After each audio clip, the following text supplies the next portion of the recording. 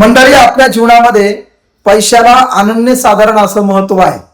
कारण या जगामध्ये आपल्या मनातल्या सगळ्या इच्छा पूर्ण करण्याची ताकद पैशामध्ये असते आणि पैशामुळेच माणूस स्वतःच्या गरजा पूर्ण करू शकतो. आणि म्हणून मंडळी, रात्रंदिवस सगळे माणसं, सगळे लोक पैशाच्या मागे धावत आहेत.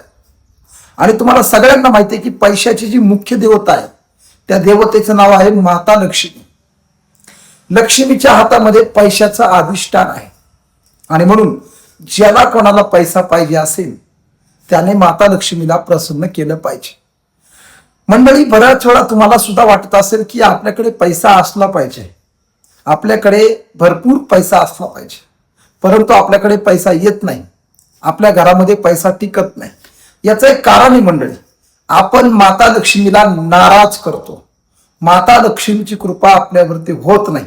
आणि सगळ्यात महत्वाची गोष्ट म्हणजे एक अशी चूक आहे की जी आपण रोज करतो आणि त्या चुकीमुळे माता लक्ष्मीची कृपा आपल्यावर होत नाही, माता लक्ष्मी आपल्यावर प्रसन्न होत नाही आणि परिणाम आपल्या घरामध्ये पैसा येत नाही, आपल्या घरामध्ये पैसा टिकत नाही. मग अशी कोणती चूक आहे की जी आपण रोज करतो पण आपल्याला माहित असून सुद्धा आपण ती चूक टाळू शकत नाही? मंडळी, ती चूक करणं जर तुम्ही सोडून दिलं तर माता लक्ष्मीची कृपा तुमच्या घरावरती होईल आणि पैशाचा पाऊस तुमच्या घरी पडेल. मग ती चूक कोणती आहे हे आपण गरुड पुराण या ग्रंथाच्या माध्यमातून बघणार आहोत. मंडळी, ती चूक भयंकर आहे, आपण रोज करतो. ती चूक आपल्याला टाळायची आहे आणि ती चूक जर आपण करणं सोडून दिलं तर 100% आपल्या घरामध्ये पैसा पळत येईल. त्यासाठी तुम्ही हा व्हिडिओ पूर्ण पहा. रामकृष्ण हरी मित्रांनो, मी एकनाथ महाराज भांबळे, नाथ महाराज या युट्यूब चॅनलमध्ये मी आपलं मनापासून स्वागत करतो. मंडळी, बऱ्याच लोकांनी आम्हाला प्रश्न विचारला होता की महाराज, घरामध्ये पैसा टिकत नाही, आम्ही माता लक्ष्मीची रोज पूजा करतो परंतु आम्हाला त्याचं फळ भेटत नाही.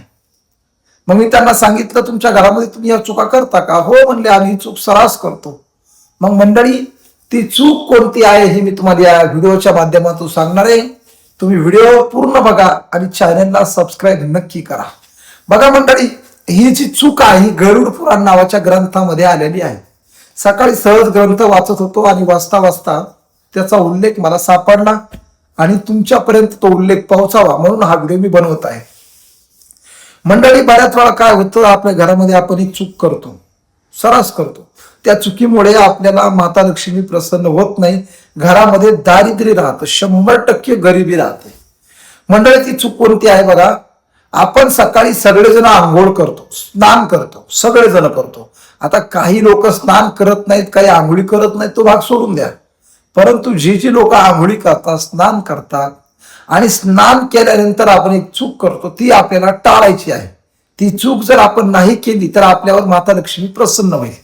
मग ती चूक कोणती मंडळी? आंघोळ झाल्यानंतर आपण काय करतो, आपलं अंग पुसून घेतो, शरीर आपलं टावेलनं पुसून घेतो. जे आपलं शरीर वल्ल झालेलं असतं पाण्यानं ते आपण, आता समजा हे टावेल तर आपण काय करतो, असं पुसून घेतो, बरोबर. तर पुसत असताना मंडळी आपण एक चूक करतो. काय चूक करतो? सगळ्यात अगोदर आपण टावेलनं आपला चेहरा पुसतो आणि असा चेहरा पुसूनच मग आपण काय करतो, असे हात पाय पुसतो आणि मग पाठ पुसतो. पण मंडळी, नेमकं ही चूक आपण करतो की जी चूक आपल्याला करायची नाही. काय असतं बघा, हे आपला जो चेहरा आहे ना, या चेहऱ्यामध्ये माता लक्ष्मीचं वास्तव्य आहे. काय आहे? या चेहऱ्यामध्ये माता लक्ष्मीचं वास्तव्य आहे, या चेहऱ्यामध्ये माता लक्ष्मीचा निवास आहे. आणि मग चेहरा जर आपण सगळ्यात अगोदर टावेलनं पुसून घेतला तर आपल्या जीवनातली सगळी दारिद्र्य, माता लक्ष्मीची कृपा निघून जाते, माता लक्ष्मी आपल्या आयुष्यातून निघून जाते. त्याच्यामुळे आंघोळ झाल्यानंतर टावेलने चेहरा अगोदर पुसायचा नाही. मग काय पुसायचं? तर अगोदर पाठ पुसायची, अशी पाठ.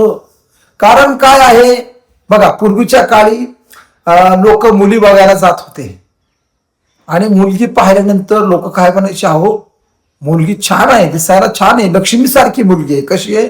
लक्ष्मीसारखी दिसायला छान मुलगी आहे. आता मला सांगा, त्या माणसाने लक्ष्मीसारखी कशामुळे म्हणलं?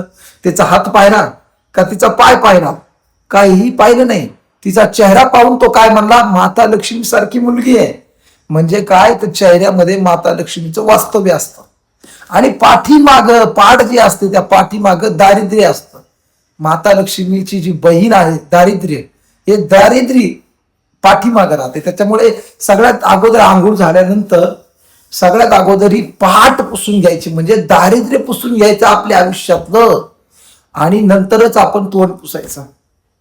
मंडळी, ही चूक साधी आहे, पण ज्योतिषशास्त्र काय सांगतंय, आंघोळ झाल्यानंतर सगळ्यात अगोदर आपण पाठ पुसली पाहिजे, आणि मग चेहरा, मगच हात, मग पाय, मग पोट, हे सगळं अनुक्रमे पुसायचं आहे. ही साधी चूक आहे मंडळी, पण आपल्या लक्षात येत नाही.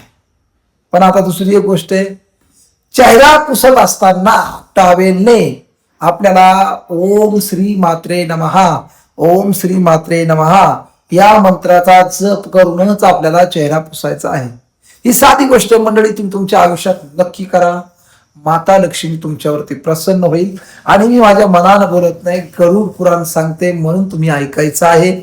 100% याचा फायदा तुमच्या आयुष्यात होईल. पैशाच्या सगळ्या अडचणी दूर होतील. नमो नारायण. रामकृष्ण.